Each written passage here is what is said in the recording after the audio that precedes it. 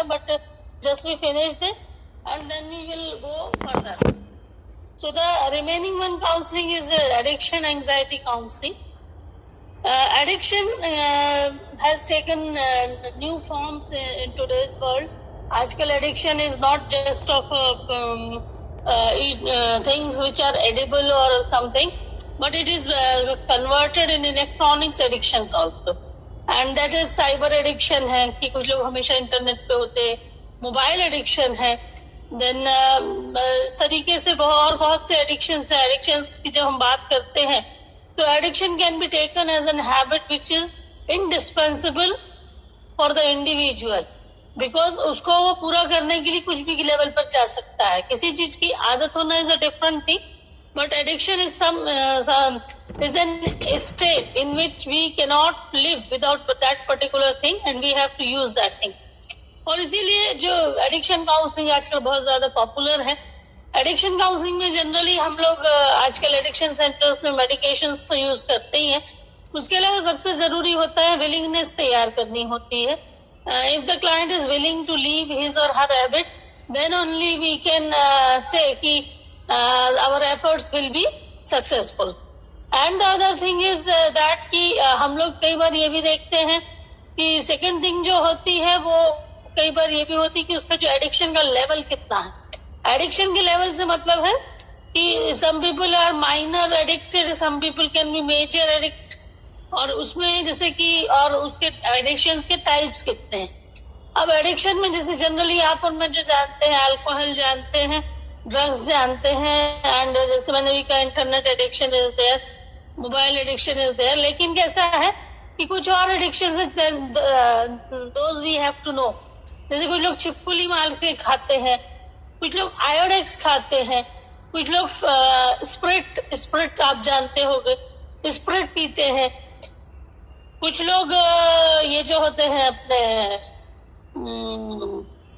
मतलब जिनकी स्मेल थोड़ी सी टॉक्सिक जैसी हो, वो चीजें भी यूज करते हैं. तो कई लोगों को इस तरीके के एडिक्शन भी होते हैं. तो एडिक्शन की सबसे पहले तो क्रोनोलॉजिकल हिस्ट्री जाननी जरूरी होती है कि कितने सालों से कर रहा है. On that chronology we can hope that how the client can be treated and how the he और she can come out from that addiction. और this is very difficult actually. Addiction में काउंसलिंग का role medicine के through हम withdrawal symptoms कम करते हैं. Withdrawal क्या होता है? विड्रॉल ये होता है कि जैसे जिनको चाय नहीं पीने की आदत है, चाय नहीं मिली तो उनका सर दर्द होगा, उनको आलस आएगी, उनकी बॉडी में लेजीनेस रहेगा. एंड इसी तरीके से जो लोग नशा करते हैं, जिनके ब्लड में नशे की जो एब्सेंस हो जाती है, तो then they feel some withdrawal symptoms which can be physical also. मतलब मेंटल तो होते ही है, साइकोलॉजिकल, लेकिन फिजिकल भी होते हैं. जैसे बदन ऐंठना, उनको बॉडी कांपना, उनके जो एकाग्रता नहीं होना, ये साइकोलॉजिकल सिम्टम है. उसके अलावा उनको जो ऐसा लगता है कि जो उनकी बॉडी है वो बिल्कुल मतलब दुर्बल होती जा रही है, इस तरीके के सिम्टम्स हो सकते हैं. और साइकोलॉजिकल सिम्टम्स में डिस्ट्रेस रहता है, चिड़चिड़पणा वाटते, अनिद्रा वाटते, त्यांना असं वाटू शकते की आपल्याला काही करायचं नाही है, म्हणजे डलनेस वाटू शकते. अशा प्रकारची स्थिति होती है. अब जब ये सिम्टम्स होते हैं तो पर्सन परेशान होकर फिर से आप जैसे जानते, जैसे मैंने कहा कि वो वापस ड्रग्स या जो भी एडिक्शन है उसमें इन्वॉल्व हो जाते हैं, because they can not avoid these symptoms. So medication जो दिया जाता है वो उनको इन विड्रॉल सिम्टम्स से सूद करने के लिए या उसको कंफर्ट देने के लिए यूज किया जाता है. After that we can use our counselling. और कई बार जैसे अल्कोहलिक एनोनिमस आपने सुना होगा, जो शराब छोड़ने के लिए लोगों की मदद करता है, और उसमें शराबी लोग जो पुराने शराबी हैं वो लोग उनको अपने एक्सपीरियंस से, क्योंकि हमें और आप बताएंगे तो हम लोग नहीं यूज करते हैं तो बोलेगा तुमको नहीं पता कैसे लगता. But those who are using that thing particularly and they have left that habit, तो वो लोग फिर बताते हैं कि हमें भी ऐसा होता था, हमें भी ऐसा होता था. जब उनके साथ व्यक्ति जब बोलता है जब मैं छोड़ सकता तो तू भी कोशिश कर, तो उनका पर ज्यादा असर होता है. इसी तरीके से एक नार्कोटिक एनोनिमस भी संस्था है. नार्कोटिक एनोनिमस ये सब वर्ल्ड वाइड काम करने वाली संस्था है. ये संस्थाओं में भी ड्रग्स की आदत छुड़ाने की कोशिश की जाती है। मतलब counselling is very necessary in removal of addiction और डी एडिक्शन ऑल्सो, बिकॉज जो विलिंगनेस है, जो उसके साइड इफेक्ट्स है, जो कॉन्सिक्वेंसेज है, that can be only explain by an counsellor. Doctor treatment कर सकता है, मेडिकेशन दे सकता है, but he can not counsel to that way जितना कि एक काउंसलर कर सकता है। Then we have anxiety counselling. Anxiety counselling में भी आपने सिस्टमैटिक डिसेंसिटाइजेशन हमने पढ़ा है। एंजाइटी काउंसलिंग में what are the causes of anxiety that we have to know. Sometimes we have some unknown causes of anxiety, but just we feel anxiety. यहाँ anxiety दो प्रकार की है। एंजाइटी कैसे दो प्रकार की होती है? एक वो जो डिसऑर्डर के रूप में हो, और एक वो जो जनरली किसी में ज्यादा पाई जाती है, but it has not taken the form of disorder. कुछ लोग जरूरत से ज्यादा टेंशन लेते हैं, जरूरत से ज्यादा हर चीज के बारे में सोचते हैं, they are more anxious than us. वो डिसऑर्डर नहीं है। लेकिन डिसऑर्डर क्या है? जब एंजाइटी के अटैक्स आए तो पल्पिटेशन बढ़ जाता है, तब हमारी हृदय और नर्व्स की गति बढ़ जाती है, नाड़ी की गति बढ़ जाती है, एंड ब्लड सर्कुलेशन फास्ट होने लगता है। And the other thing which has happened to us कि कई बार एंजाइटी में पसीना आना, चक्कर आना, घबराहट होना, आंखों के सामने अंधेरा छाना, दिल की धड़कन बढ़ जाना, ये सारे सिम्टम्स होते हैं।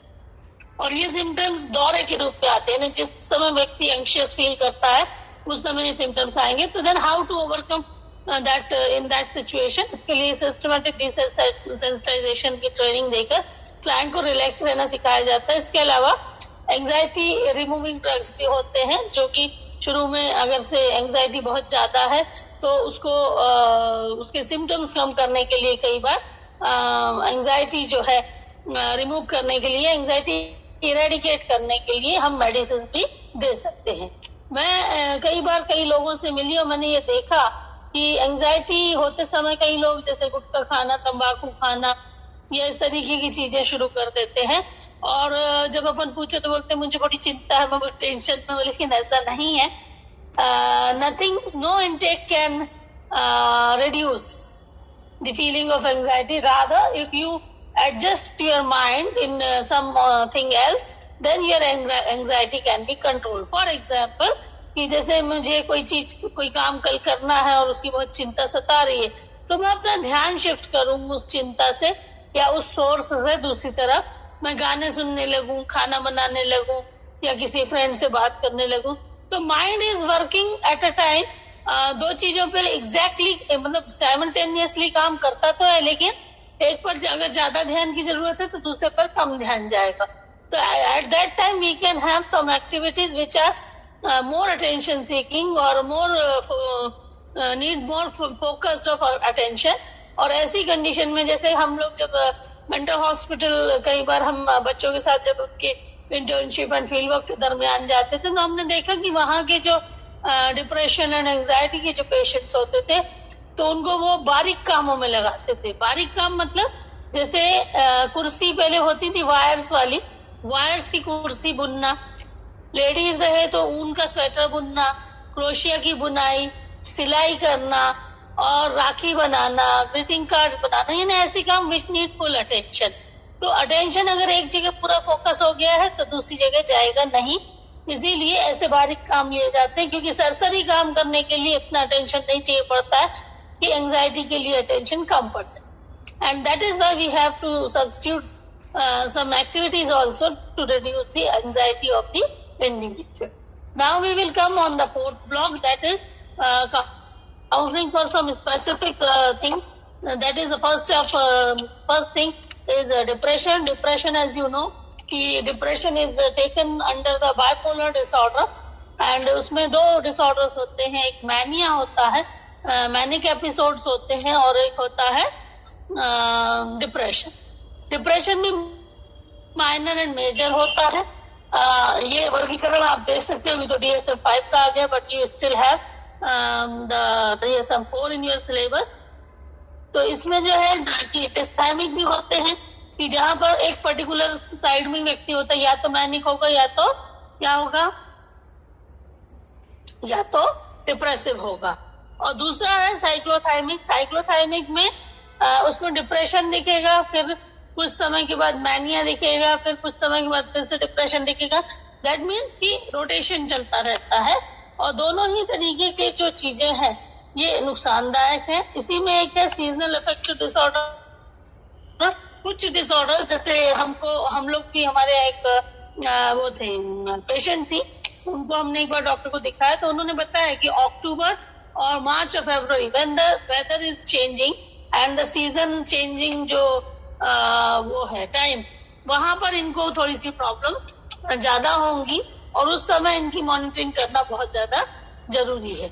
सो एनी हाउ मैनिक जो होता है, आपको अगर पता है कि नहीं, manic are the positive side of behaviour, लेकिन इसका भी एक कई नुकसान होता है क्योंकि जरूरत से ज्यादा जो वो होता है कि क्या बोलेंगे, उत्साह कई बार काम की क्वालिटी को खराब कर देता है। तो जो डिसथाइमिक डिसऑर्डर्स में हम देखते हैं कई बार कि उसको मेजर डिप्रेशन की जब सिम्टम्स आते हैं व्यक्ति को, जैसे मैंने कहा कि इसमें एक ही साइड रहेगा, तो इसमें मेजर डिप्रेशन के सिम्टम्स आ गए तो ऐसे लोगों को मतलब रिपीटेटिव लैप्स होना बिल्कुल पॉसिबल है। यानी आज तो हम दूर कर देंगे लेकिन इनके बहुत सारे सिम्टम्स जो होते हैं वो टाइमली तो दूर हो जाते हैं लेकिन बाद में आकर वो बहुत ज्यादा प्रॉब्लम दे सकते हैं। डिसथाइमिया में जो देखा जाता है कि 18 से लेकर 64 साल की एज तक जो भी वो है, क्या बोलेंगे इसको, स्टेबिलिटी, रेट ऑफ स्टेबिलिटी वो जो है वो रहती है। यानी अगर आ गया है तो ये बहुत जल्दी जाता नहीं है। देन इसके बाद है जो हम लोग ये देखते हैं कि इसके कॉजेस क्या हैं। कुछ जेनेटिक फैक्टर्स हैं, कुछ साइकोलॉजिकल फैक्टर्स हैं और कुछ साइकोएनालिटिकल थ्योरीज हैं कि भाई कुछ बचपन में किए गए अपराध या गिल्ट फीलिंग जो होती है उसकी वजह से या कोई लॉस की वजह से भी हमें डिप्रेशन हो सकता है। इंटरपर्सनल थ्योरीज भी हैं जो ये बताती हैं कि सोशल फील्ड में भी हमारे इंटरपर्सनल रिलेशंस होते हैं। जब ऐसा लॉस होता है जो पर्सनल लेवल पर या किसी लेवल पर हमारे लिए थोड़ा धक्कादायक होता है, तब ऐसी कंडीशन में जब हमारे पास सही सोशल स्किल्स नहीं है, प्रॉब्लम सॉल्विंग स्किल्स नहीं है, तब ऐसी कंडीशन में कई बार डिप्रेशन हमें घेर सकता है। देन कॉग्निटिव थ्योरीज हैं, ये बहुत अच्छा एक्सप्लेन करती हैं और आजकल इसको यूज किया जा रहा है डिप्रेशन के ट्रीटमेंट में। कॉग्निटिव थ्योरी का ऐसा कहना है कि the things which on which we are feeling depression is due to our wrong cognition or we can say illogical cognition. Actually what happens ki the things we are seeing are interpreted by us in our own manner, and that is why sometimes the false belief or the ready-made beliefs or the false thinking or illogical thinking or unreasonable thinking can lead to false belief. false beliefs तो होते ही हैं, साथ ही साथ irrational belief। जैसे कि अगर किसी ने आपको देख के मुस्कुराया नहीं, एक बार नहीं मुस्कुराया, 2 बार नहीं मुस्कुराया, तो you have develop a thought कि ही डजंट लाइक मी, ही और शी डजंट लाइक मी, ठीक है। अब आपने उसको बिलीव कर लिया, बिलीव के रूप में डेवलप कर लिया कि वो मेरे लिए पॉजिटिव नहीं है। हो सकता है कि कोई सिचुएशन हो तो व्यक्ति आपको देखकर ना मुस्कुरा पाया हो, तो तब क्या होता है कि अभी आपने जो इसको सोच लिया, ये नहीं, इसमें हम ब्लैक एंड व्हाइट थिंकिंग करते हैं, या तो जीरो और नन भी बोलते हैं इसको, या तो हाँ और या तो एकदम ना। फिर है आर्बिट्री डिफरेंस। हमने सिचुएशन का अर्थ निकालते समय हम 2 तरीके से निकालते हैं। फॉर एग्जाम्पल कि 2 व्यक्ति अगर आपस में बात नहीं कर रहे हैं तो एक व्यक्ति बोलता है कि शायद वो एक दूसरे को जानते नहीं, लेकिन दूसरा कहता है कि नहीं, वो एक दूसरे को पसंद नहीं कर रहे। उसी तरीके से कई बार अगर ऐसा घर में भी देखा जाता है, हस्बैंड वाइफ है या कुछ लोग हैं जो आपस में बात नहीं कर रहे, पक्का इनमें झगड़ा हुआ होगा, है ना। Interpretations can be drawn on the arbitrary मनमाना इंटरप्रिटेशन जब हम करते हैं, तो तब ऐसी कंडीशन में कई बार ऐसा हो सकता है कि हमारे फॉल्स बिलीफ या थॉट सिस्टम डेवलप हो जाए और उसकी वजह से हम एक उसमें प्रभाव है कि हम जनरली हम प्रॉब्लम सिचुएशन से नहीं प्रॉब्लम होती है। प्रॉब्लम का मतलब क्या है, हमारा उस सिचुएशन को देखने का तरीका क्या है, उस पर डिपेंड करता है कि प्रॉब्लम होगी या नहीं होगी। फॉर एग्जाम्पल अभी रेन है, ठीक है ना, रेन है, अभी मैंने जैसे बताया हम एक प्रोग्राम में गए थे उस प्रोग्राम में रेन होने के बावजूद एक बहुत बड़ी रैली भी निकाली, मार्च भी किया। तो ऑब्वियसली संडे है, आप और मैं चाहते हैं कि हम रिलैक्स रहें, तो जो भी लोग हम लोग वहां पर स्टाफ के लोग आए तो हम सब मन मार के तो पहुंचे थे, but later on we have enjoyed. यानी जब हम वहां पहुंचे तो हमारा बिलीफ या थॉट्स अजीब था कि भाई जबरदस्ती बुला लिया, but later on when we see the event and we see कि बहुत सारे छोटे छोटे बच्चे भी थे वहाँ, केजी के और थोड़े से अपर क्लासेस के, तो हमें हमारा इंटरप्रिटेशन चेंज हुआ कि जब ये इतने छोटे छोटे बच्चे आए और शिकायत नहीं करे तो फिर हम लोग तो बड़े हैं। That means if you change your interpretation, you will enjoy. And from that time, we enjoy that event. Or we have happily participated in that event. कहने का अर्थ यह है कि इंटरप्रिटेशन चेंज हो जाएंगे, आपके बिलीफ चेंज हो जाएंगे, बिलीफ चेंज हो जाएंगे, तो जो डिप्रेशन यानी उसके पहले तक हम अपने आप को विक्टिम फील कर रहे थे कि हमारा संडे मारा गया। Really the way in which we have been feeling, वही चीज जो होती है जनरली हम लोग अपने आप को विक्टिम मान लेते हैं और हम बहुत ज्यादा डिप्रेशन फील करते हैं। तो कॉग्निटिव थ्योरी ये बताती है कि या तो आर्बिट्री इन्फ्लुएंसेस हम निकालते हैं, उसकी वजह से होता है। ब्लैक एंड व्हाइट, जैसे मैंने कहा जीरो और नन, या तो हम एक्सट्रीम देखेंगे या फिर कुछ नहीं देखेंगे। मैग्निफिकेशन और मिनिमाइजेशन, दिस ऑफ कोर्स कि जैसे मैंने कहा कि कुछ चीजों को हम नॉर्मल वे में ना देखते हुए बड़ा चढ़ा के देखते हैं। फॉर एग्जाम्पल हमारे यहाँ कॉलेज में एक बंदा है, उसको अगर आपने काम दिया तो वो काम बहुत बड़ा हो जाता है, वो उस काम को इतना ग्लोरीफाई करेगा कि ऐसा लगेगा उससे बड़ा कोई काम नहीं है। और अगर वही काम दूसरे को दिया जाए तो वो मिनिमाइज कर देता है, ये तो छोटा सा काम है मैडम, ऐसे भी कर सकते हैं वैसे भी कर सकते हैं। That means minimisation and magnification, this also leads to the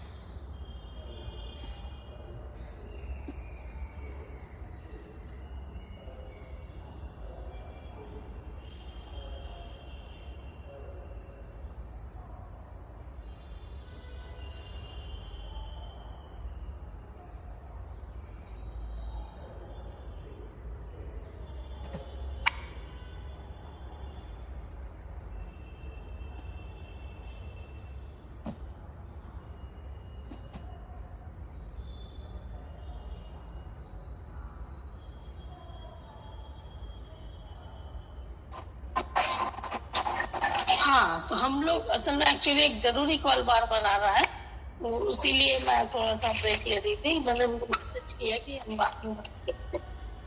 तो हम कहा थे कि इंटरप्रिटेशन चेंज हुए, तो ये जो थ्योरी है ये इन दोनों चीजों को ओवर जनरलाइजेशन क्या है?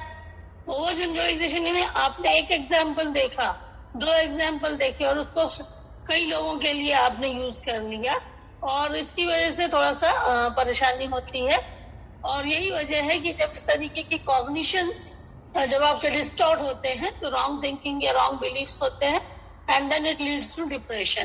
जब हम इसके ट्रीटमेंट की बात करते हैं तो बायोलॉजिकली ट्रीटमेंट ज्यादा इन्फ्लुएंशियल होता है जब तक कि हम उसका डिप्रेशन का जो इंटेंसिटी कंट्रोल ना कर लें। तो कई बार इसके लिए एंटी डिप्रेशन टेबलेट्स होती हैं, मूड स्टेबलाइजिंग मेडिकेशंस होते हैं, और साथ ही साथ जो भी साइकोथेरेपीज होती है वो भी हम यूज करते हैं। तो जैसे कई बार हर्बल रेमेडीज, जैसे सेंट जॉन्स वॉर्ट की जो रेमेडीज कुछ लोग यूज करते हैं, कुछ लोग मैग्नेटिक स्टिमुलेशन यूज करते हैं, ECT is also used, and special type of operation. जैसे कई बार कुछ लोब्स होते हैं जिन लोब्स में अगर इंजरी, हेड इंजरी होने से ब्लड क्लॉट हो गया है या उसका एक्टिवेशन थोड़ा सा प्रॉब्लमेटिक हो गया है, तब ऐसी कंडीशन में सर्जरी भी नीडेड हो सकती है और उस क्लॉट या उस लोब को ठीक करके हमारे सिर में जो है कई लोब्स है, लोब मीन्स क्षेत्र, पैराइटल लोब है, ऑक्सीपिटल लोब है। ऑक्सीपिटल लोब देखने से संबंधित है, टेम्पोरल लोब जैसा कि नाम है नेचर से संबंधित है, फ्रंटल लोब है, फ्रंटल लोब में भी अगर चोट लगी तो कई बार इमोशंस के कंट्रोलिंग की प्रॉब्लम होती है, तो सर्जरी भी की जा सकती है। इसके अलावा ब्राइट लाइट थेरेपी भी यूज की जा सकती है सीजनल अफेक्टिव डिसऑर्डर्स पे। तो ये जो चीजें हैं ये तो हम करते ही हैं। साथ ही साथ साइकोथेरेपी में जैसा मैंने आपको बताया, अभी एंटी डिप्रेसेंट हमको कोई ट्रीटमेंट या दवाई देने का अधिकार नहीं, इसलिए इसमें बहुत ज्यादा जरूरी नहीं। अगर ऐसे केस आपके पास आते हैं those who are suffering from the major depression, then you can refer them to the psychiatrist, ताकि उसका जो डिप्रेशन है कम से कम कंट्रोल हो जाए, वो एक नॉर्मल या स्टेबलाइज कंडीशन में आ जाए कि वो आपसे बात कर सके। इसीलिए इतनी सारी थेरेपीज यूज की जाती है। उसके बाद जैसे मैंने कहा साइकोडायनेमिक अप्रोच है, जो रीजन ढूंढने की कोशिश करती है कि इसका माइंड कहीं इसका जो रीजन है, सॉरी, इसका जो लाइट कहीं अपने माइंड में तो लाई डाउन नहीं है, और वो रीजन को ढूंढने की कोशिश की जाती है। इंटरपर्सनल साइकोथेरेपी भी यूज की जाती है, ताकि उनको अपने रिलेशनशिप्स को इम्प्रूव करने की, दूसरों के साथ किस तरह वो इम्प्रूव करके डिप्रेशन से छुटकारा पा सकते हैं, ये भी उन्हें सिखाया जा सकता है। बिहेवियरल थेरेपी की, जैसे मैंने कहा ना, कई बार रॉन्ग बिहेवियर्स कब जन्म लेते हैं, जब रॉन्ग थॉट्स होती हैं, तो कुछ बिहेवियर्स भी चेंज करके और अपने बिहेवियर्स को समझने, उसके प्रति एक गुड परसेप्शन डेवलप करके भी हम लोग मदद कर सकते हैं। Then we have CBT which is proposed by Aaron Beck, और ये पिछली बार भी हमने बताया था आपको। सीबीटी में भी हम इरेशनल बिलीफ्स की जगह रैशनल बिलीफ्स की कोशिश करते हैं। उसके बाद है आपका जो नेक्स्ट पॉइंट, वो है पर्सनालिटी डिसऑर्डर। पर्सनालिटी डिसऑर्डर एक ऐसा डिसऑर्डर है जो इनहेरेंट होता है, मतलब क्योंकि पर्सनालिटी डेवलप होती है हमारी किन चीजों से, हमारे जो दोनों चीजें हैं, जो फिजिकली और साइकोलॉजिकल ट्रेट्स हमारे अंदर आते हैं, तो उसके दो सोर्सेस होते हैं, एक तो हमारी बायोलॉजी और दूसरे होता है हमारा एनवायरनमेंट। और जब एनवायरनमेंट और बायोलॉजी की बात करते हैं तो कुछ ट्रेट्स हमें, जैसे हमारा रूप रंग, बालों का रंग, आंखों का रंग, हमारी फिजिक, हमारी आवाज, ये सब हमें अपने पेरेंट्स के जीन्स की वजह से मिलती है। और जो कुछ चीजें हैं जो हम लर्निंग करके सीखते हैं, वो हमें साइको सोशल डिटर्मिनेंट्स के तौर पे मिलते हैं। तो सभी में पर्सनालिटी डेवलपमेंट तो सेम होता है, लेकिन अगर किसी में ऐसे गुण शुरू से आ ही गए हों जो गुण उसको, उसकी पर्सनालिटी को दूसरों से अलग बनाते हैं, तो ऐसे लोग जो हैं वो पर्सनालिटी डिसऑर्डर की कैटेगरी में आ सकते हैं, जिनकी पर्सनालिटी दोषपूर्ण है। और इसके जो DSM-4 में नाम है पैरानॉइड पर्सनालिटी, ये सस्केप्टेबल होता है, इसको हर किसी पर शक होता है। शिजॉइड पर्सनालिटी, इसको व्यामोह, डिल्यूजन्स होते हैं, हैलुसिनेशंस हो सकते हैं। एक्सप्लोसिव पर्सनालिटी होती है। देन ऑब्सेसिव कंपल्सिव पर्सनालिटी, बहुत ज्यादा ऑर्डरलीनेस और बहुत ज्यादा सिस्टमैटिकाइजेशन रहता है। हिस्टेरिकल पर्सनालिटी, ये थोड़े से नाटकीय किस्म के लोग होते हैं। एस्थेनिक पर्सनालिटी, जो बहुत ज्यादा, मतलब बहुत ज्यादा ही है ना, थोड़ा बहुत नहीं। डिसऑर्डर कब होगा, जब इसके जो क्राइटेरिया है वो पूरे हों। और एस्थेनिक पर्सनालिटी जो होती है वो भी थोड़ी सी चिंता से जुड़ी हुई होती है, सेल्फ सेंटर्ड भी ये लोग हो सकते हैं। पैसिव अग्रेसिव पर्सनालिटी भी हो सकती है। पैसिव अग्रेसिव मतलब वो कुछ नहीं बोलेंगे लेकिन एकदम से फटेंगे बम जैसे। फिर inadequate personality, then sexual deviation.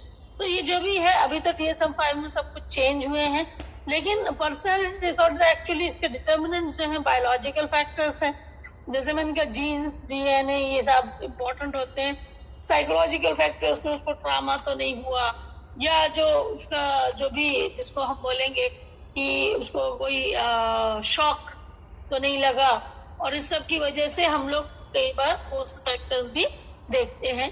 कई बार बॉर्डरलाइन पर्सनालिटी को जो देखा जाता है कि उनमें एब्यूज बहुत किया गया है, इसलिए उनमें बॉर्डरलाइन पर्सनालिटी डिसऑर्डर हो गया। उसके बाद सोशो कल्चरल फैक्टर्स है, जैसे हमारे भारत में बच्चों को हमेशा बचपन से डरना सिखाते हैं।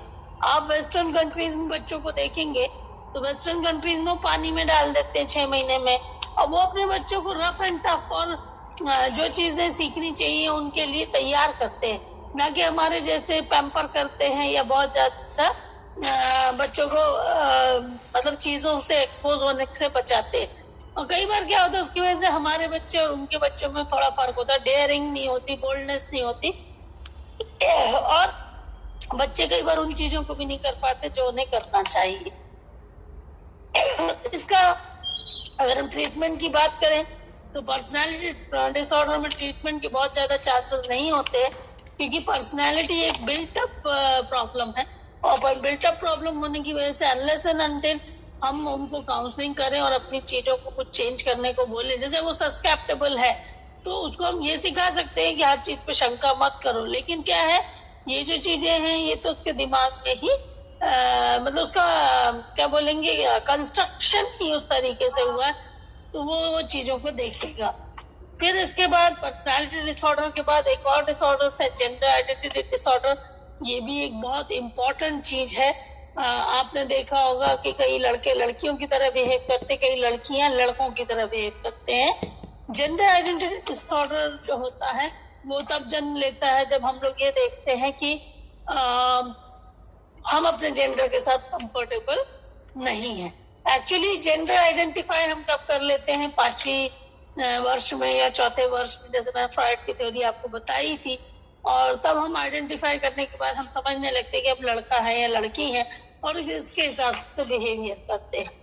लेकिन कई बार कुछ जेंडर आइडेंटिफिकेशन को लेकर इश्यूज जब होते हैं तब जेंडर आइडेंटिफिकेशन करना बहुत ज्यादा पॉसिबल नहीं होता और क्लाइंट के लिए मुश्किल हो सकता है, और वो अपने उस सेक्स के जेंडर रोल के लिए इनअप्रोप्रिएट फील करता है, तो जेंडर आइडेंटिटी डिसऑर्डर है।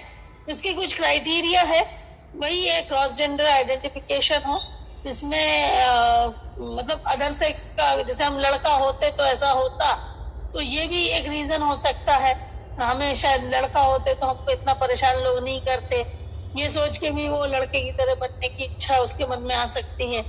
कई बार वो अपना जो फिजिकल सिम्टम्स है कि उसे लड़कियां अच्छी लगती है, भले ही वो लड़की है, तो ये भी हो सकता है कि कई बार उनको जो होता है वो उसको ऐसा लगता है कि जो रोल्स मैं कर रही हूँ या कर रहा हूँ उसके लिए मैं मतलब मैं सही नहीं कर रहा हूँ, मुझे करना एक्चुअली वो है। जैसे करण जौहर का भी बीच में बहुत आउट हुआ था कि वो उनको मतलब थेरेपीज लेना पड़ी 1 साल ताकि वो एक मेल फिगर के रूप में बिहेव कर सके, और होता है ये, मतलब इसमें हम हंसते जरूर हैं but it is a very serious situation. जैसे मैं भी इस बात को जब फील करने की कोशिश करती हूँ पैथेटिक अंडरस्टैंडिंग में कि really it is very difficult कि when I am feeling like male but I have to behave like a female, और I am feeling like a female but I have to behave like a male. ये सच में एक discomfort है, और ये उतना ही कठिन है जैसे कि मन ना होते हुए भी किसी गेस्ट के आने पर मुस्कुराना, है ना। ये तो हल्का चीज है लेकिन ये उससे बहुत ज्यादा बढ़ के डिस्ट्रेस है। ये एग्जाम्पल मैं इसलिए दे रही हूँ कि ये चीजें हम जबरदस्ती निभाते, और लेकिन अभी लोग इस पर बात करने लगे हैं, और अभी लोग ये जो इम्पेयरमेंट्स है, या कभी कभी ऐसा भी होता है कि sexually they can not function at that level. जैसे आप ट्रांसजेंडर्स जो होते हैं उनमें कई लोग ऐसे होते हैं कि जो ना स्त्री में आते हैं ना पुरुष में आते हैं, तो उनके कुछ इंटरसेक्स कंडीशंस होते हैं जो वो लोग नहीं कर सकते हैं, और इसकी वजह से कई बार उनको जेंडर चेंज करने की स्थिति आती है। और ऐसे लोग जो परसिस्टेंट डिस्कम्फर्ट फील करते हैं तो कई बार वो फिर जेंडर चेंज करने के लिए या कई बार कुछ और चीजें करने के लिए मजबूर हो जाते हैं। ये डिस्टर्बेंस जो है ये बहुत डिस्कम्फर्ट क्रिएट करता है, और unless and until it has been taboo to talk about all this things, but Satyamev Jayate में एक ये एपिसोड मैंने देखा था, at that time they have discussed this issue very well, और really what we have right to live in appropriate way, और इसके लिए बहुत जरूरी है कि हम लोग जैसा फील कर रहे हैं उसी तरीके की अपनी आइडेंटिटी महसूस करें। सिम्टम्स में जैसे मैंने बताया कि दूसरे सेक्स की तरह बनने की कोशिश, अपनी जो सेक्स है उसके एप्रोप्रिएट बिहेवियर ना करना, और रोल्स चेंज करने में इंटरेस्टेड रहना, और स्टीरियोटिपिकल गेम जैसे लड़की है और लड़कों के खेल में इन्वॉल्व रहे, लड़की है और लड़कों के खेल में इन्वॉल्व हो, और अदर सेक्स के जो प्लेमेट्स के लिए या सेम सेक्स के प्लेमेट्स के लिए उसकी प्रेफरेंस है। ये चीजें देखी जाती हैं। बच्चों में भी कई बार इसको आइडेंटिफाई किया जा सकता है।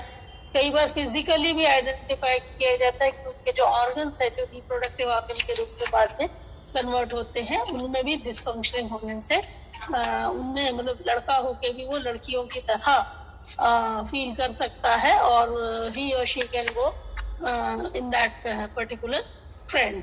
बायोलॉजिकल थ्योरी जैसे मैंने बताया कि हार्मोन्स का रोल भी इम्पोर्टेंट होता है और हार्मोन्स की वजह से भी ये इम्बैलेंस हो सकता है। सोशल लर्निंग थ्योरी में भी ये एक्सप्लेन किया जाता है कि जेंडर टाइपिंग जो है सोसाइटी का और ऑब्जर्वेशनल लर्निंग का एक परिणाम होता है, लेकिन धीरे धीरे हम लोग सीखते हैं चीजें और इसके लिए जरूरी है कि हम ये समझाएं कि कोई भी बिहेवियर सिर्फ लड़कों या सिर्फ लड़कियों के लिए अप्रोप्रिएट नहीं है। कॉग्निटिव डेवलपमेंट थ्योरी भी है जिसमें वही है कि जैसे हमारे कॉग्निशंस डेवलप होते हैं उस तरीके से हम लोग अपने आप को परसीव करने लगते हैं। तो ये जो जेंडर आइडेंटिटी डिसऑर्डर है ये भी कई बार बहुत जिसको मैंने कहा कि अभी के समय में तो बहुत ज्यादा बढ़ता जा रहा है। तो इसके ट्रीटमेंट जब हम बात करते हैं तो हार्मोन एंड सर्जिकल ट्रीटमेंट्स हैं कि अगर सिर्फ कुछ पार्ट्स में जैसे प्रॉब्लम है तो हम उसको ठीक ठाक कर सकते हैं और उसको एक नॉर्मल फंक्शनिंग केस में ला सकते हैं। मेडिसिन है एंड ऑब्वियसली इनका उनमें जो इसकी वजह से साइकोलॉजिकल प्रॉब्लम्स आती है वहाँ काउंसलिंग का रोल है।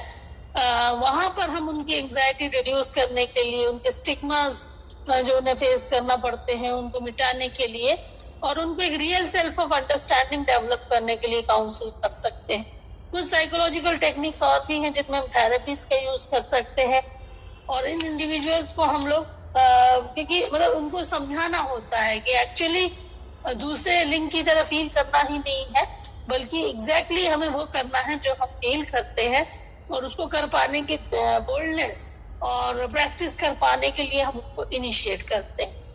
देन मल्टीफेसेटेड थेरेप्यूटिक अप्रोच भी है जहां पर हम ये बात करते हैं कि भाई फिजिकल जो ट्रीटमेंट है वो तो हम करते ही हैं, साथ ही साथ हम लोग उसको साइकोलॉजिकल ट्रीटमेंट भी करते हैं, सपोर्ट ग्रुप्स को ट्रेन करते हैं कि जैसे मतलब हम उनके घर के लोग उनको सपोर्ट करें इस चीज के लिए। इस तरीके की चीजें वहां पर हम इंट्रोड्यूस कर सकते हैं। जेंडर आइडेंटिटी डिसऑर्डर जो है ये आइडेंटिफाई कर पाना बहुत आसान नहीं होता शुरू में क्योंकि बहुत सालों तक हम इन चीजों को छुपाते। हमारे समाज में जैसे मैंने कहा ना कि इस चीज को बात करना गलत समझा जाता है और गलत समझा जाने की वजह से इस पर कोई डिस्कस ही नहीं करता। जैसे फॉर एग्जाम्पल मतलब कुछ इश्यूज ऐसे जैसे मास्टरबेशन है या फिर इंटरकोर्सेज है, ये चीजें कोई डिस्कस नहीं करता है। एक्चुअली our जो भी adolescents collect the knowledge from the wrong sources and इसकी वजह से उन चीजों के बारे में उनका जो एक परसेप्शन है वो रॉन्ग बन जाता है और उस चीज को वो एक गलत वे में परसीव कर सकते हैं। It is a normal process, चाहे मास्टरबेशन हो, चाहे अपना इंटरकोर्सेज हो, चाहे सेक्सुअल रिलेशनशिप हो, लेकिन क्या है कि इनको नॉर्मल वे में हम छुपा छुपा के इन चीजों को मोर अट्रैक्टिव उनके लिए बना देते हैं और यही वजह है कि सेक्स एजुकेशन स्कूलों में होना चाहिए। हम लोग इसके बहुत बड़े पक्षधर हैं। वहां पर हम सेक्स करना नहीं बताने वाले, हम ये बताने वाले कि how through your age you can have some sexual changes and physiological changes, hormonal changes are there and you are not the only one who has feeling attraction for a girl or girl has feeling attraction for the boys। ये सब चीजें quite normal है। फिर इन चीजों को कम उम्र में इस तरीके से डील नहीं करना, ये हमें वहां सिखाना and that is why sex education is very necessary at the adolescent level. उसके बाद लास्ट है ईटिंग डिसऑर्डर। ईटिंग डिसऑर्डर अभी कुछ सालों में करीब 20 से 25 सालों में बहुत ज्यादा बढ़ा है। जब से फास्ट फूड आ गया है, बिंज ईटिंग बहुत बढ़ गया है। उसके अलावा ईटिंग डिसऑर्डर में 3-4 किस्म के डिसऑर्डर होते हैं। एक होता है एनोरेक्सिया नर्वोसा, ये जो होता है ये अपने आप को फिट या शून्य जीरो फिगर दिखाने के चक्कर में, अट्रैक्टिव दिखाने के चक्कर में व्यक्ति बहुत ही खाने की चीजों पर कंट्रोल करने लगता है एंड उसकी जो फिजिकल कंडीशन है वो बहुत ज्यादा खराब हो सकती है। उसके बाद ये जो है कई बार ऐसे जैसे आपने श्रीदेवी जी का केस सुना होगा कि वो भूख मारने की दवा खाती थी। क्यों? ताकि वो अपने आप को अट्रैक्टिव दिखाना चाहती थी। लेकिन कैसा है कि बॉडी के साथ बहुत समय तक अगर उसे सप्लीमेंट या न्यूट्रिशन नहीं मिलेगा तो बॉडी में प्रॉब्लम शुरू हो जाती है। उसके बाद है, लेकिन ये ईटिंग हैबिट्स इसमें चेंज होती। उसके बाद है ये एनोरेक्सिया नर्वोसा बहुत से यंग लोगों में ज्यादा देखा जाता है, और those who are very conscious about themselves उनमें भी देखा जाता है। उसके बाद जो दूसरा है बुलिमिया नर्वोसा। बुलिमिया नर्वोसा में बहुत ज्यादा एक्सेस ईटिंग की जाती है, क्वांटिटी या बाकी चीजों पर ध्यान नहीं दिया जाता, और पर्सन टेंशन में जैसे ये देखा गया है कि पिछले कुछ सालों में ओबेसिटी बढ़ गई है। वजह यह है कि फिजिकल एक्टिविटीज कम हो गई है। टीवी देखते समय व्यक्ति बैठता है तो कुछ ना कुछ पेट में जाता रहता है, so it has increased obesity. तो कई बार बुलिमिया जो है वो अपनी हैबिट से भी जुड़ा हुआ होता है, लेकिन इसमें ओवर ईटिंग को ही ध्यान में दिया जाता है। और ये जो ईटिंग डिसऑर्डर्स हैं इसमें कई बार हमारी जो चेंजिंग लाइफ स्टाइल भी बहुत रिस्पॉन्सिबल हो सकती है।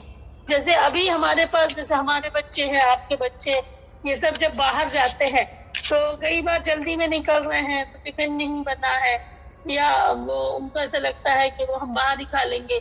बाहर क्या खाएंगे? वो रोटी सब्जी तो खाएंगे नहीं। They will eat I think burger खाएंगे, ये खाएंगे, वो खाएंगे। अच्छा, कभी कभी ऐसा होता है कि दाल चावल खाने वाले का दाल चावल से ही पेट भरता है, तो उसका पेट भरेगा ही नहीं, तो देन ही और शी कैन ईट ओवर। और फिर जैसे काम लगा हुआ है, कुछ लोग टेंशन में भी बहुत खाते हैं, तो बुलिमिया के डिफरेंट रीजंस हो सकते हैं, लेकिन ये सभी फूड डिसऑर्डर मतलब eating disorder related to food eating habits है। उसके बाद है जो बिंज ईटिंग।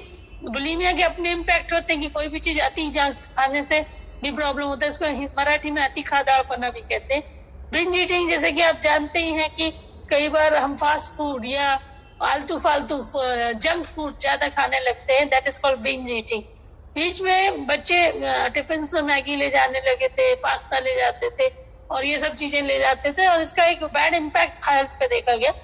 नूडल्स मैं भी खाती हूँ, आप भी खाते होंगे, लेकिन हफ्ते में एक दिन खाओ ना, बाकी दिन हम मैदे या इस तरीके की चीजें, कार्बोहाइड्रेट्स जिसमें बहुत प्रचुर मात्रा में हो, हाइड्रेटेड फूड जो होता है, उन सबको हम लोग थोड़ा सा अपने से अगर दूर रखते हैं तो अच्छा है।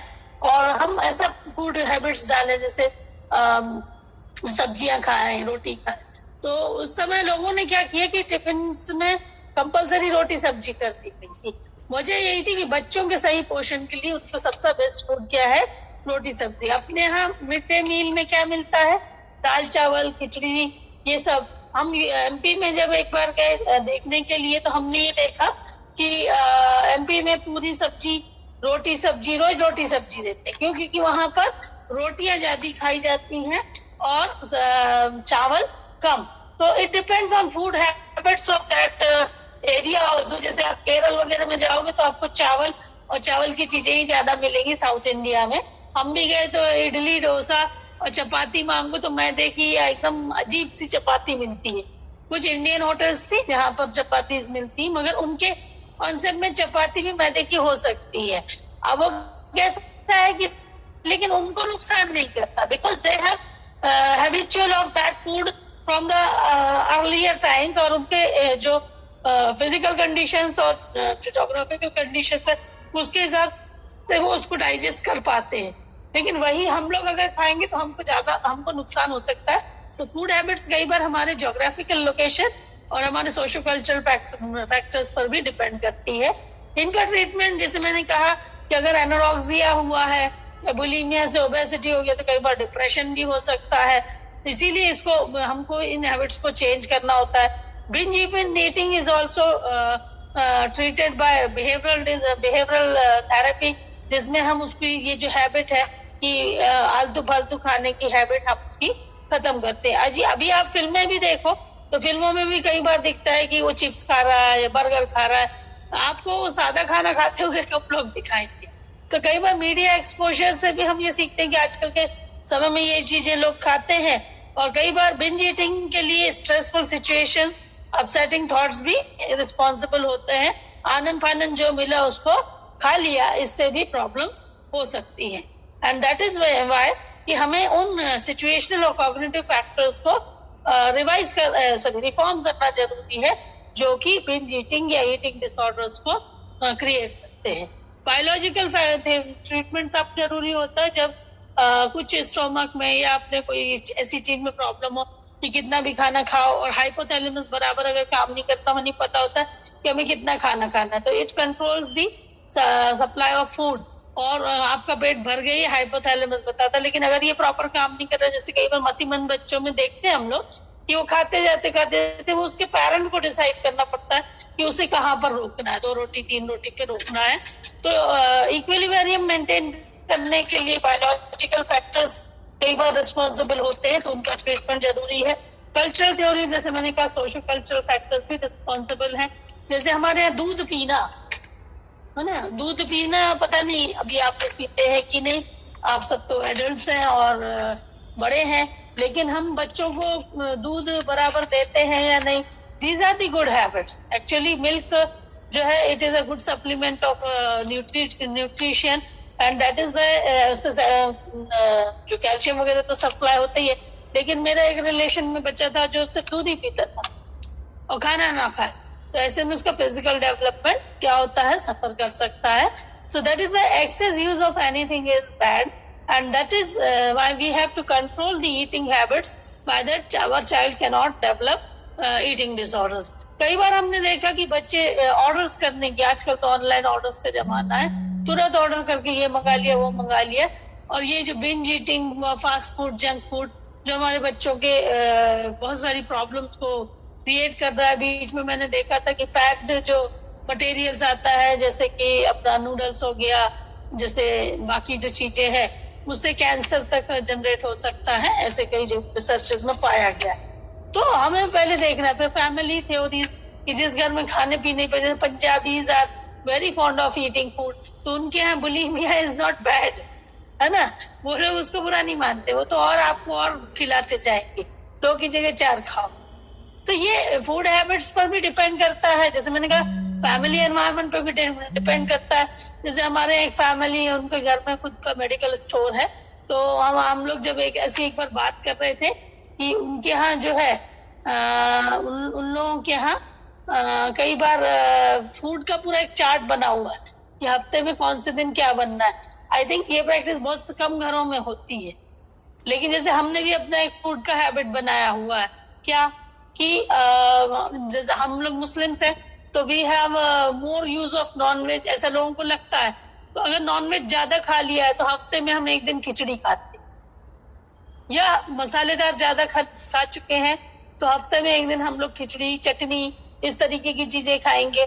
नाश्ते में जैसे रात में हैवी खाया है तो नाश्ते में हम चाय से पराठा या चाय से मतलब कुछ हल्की चीज खाएंगे, so that we can control our जो इनटेक ऑफ फूड। और ये हमारे फैमिली में ये हमने सिस्टम बनाया क्योंकि हम 2 ही लोग हैं, लेकिन हर फैमिली में सिस्टम नहीं होता ना, जो है आने दो, रोज नॉनवेज खाना है, ये सब नॉनवेज खाएंगे या वेज भी बहुत मसाले का खाएंगे तो नुकसान होता है। हमारे यहाँ एक सर थे, वो 1-1 पाव मिर्ची खा जाते थे तली हुई, but after his operation of hernia उन्हें एसिडिटी होने लगी, लेकिन मिर्ची का इंटेक वो नहीं छोड़ते और इसकी वजह से अब उनको एसिडिटी हाइपर हो गई है। So sometimes we have to change habits. I also have hernia and ulcer. So I don't think I from last 10 years I have not eaten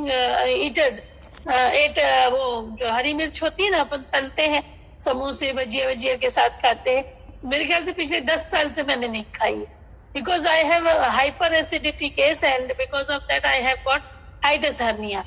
तो मुझे मालूम है ना कि मैंने अगर ये खाया चाट किसी नहीं अच्छी लगती, लेकिन क्या होता है कि हम लोग जैसे लोग रोज चाट नहीं खा सकते, कई लोग रोज भी खा के अच्छे से रह सकते हैं, दे आर वेरी फॉर्चुनेट, मगर हम लोग नहीं खा सकते। हमारे लिए हम इमली की खटाई हो गई, ये हो गई, हम बहुत यूज नहीं कर सकते नहीं, एक महीने में एक बार खा लिया वो हमारे लिए बहुत है।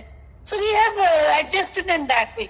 तो फैमिलीज जो होती हैं, कई बार फैमिली में इस तरीके की फूड हैबिट्स हम बच्चों में भी डालें कि रोज सुबह दूध पीना है या सोते समय रात में दूध पीना है, खाने में रोटी सब्जी दाल चावल सब खाना। हमारी एक चाची थी, वो 1 कटोरी दाल देती थी, वो पीनी ही पड़ती थी खाने, और उससे क्या होता था कि जो प्रोटीन्स हमें चाहिए वो हम रोज खाते थे। तो ये जो हैबिट्स आती हैं, तो कई बार जब हमने दाल चावल रोटी सब्जी खा लिया है तो फास्ट फूड के लिए जगह ही कहाँ बचेगी, राइट। एंड कई बार हम बाहर रहते, समोसा खा लिया, ये खा लिया, वो खा लिया। हम लेस ऑयली चीज क्यों नहीं खाते? हम उपमा खाएं, हम डोसा खाएं, हम इडली खाएं। नहीं, हम लोग क्या खाते हैं? समोसा।